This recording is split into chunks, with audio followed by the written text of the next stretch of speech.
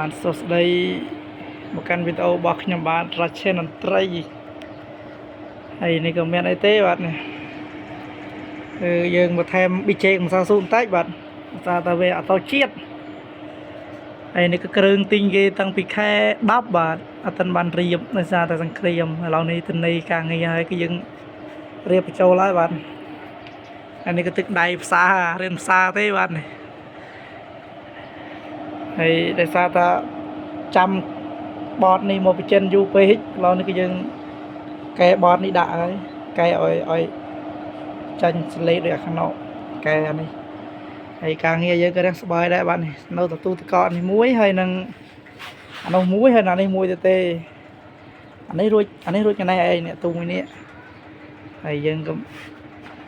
ឃ្លាតថតវីដេអូផុសជូនពុកម៉ែបងប្អូនទស្សនាផងដែរបាទនេះហើយរសជាតិទលេបែបណាគឺស្អែកចាំខ្ញុំថតឲ្យមើលទៀតបាទនេះខ្ញុំទៅកែហើយបាទទៅដាក់ចាប់ចូលវិញហើយ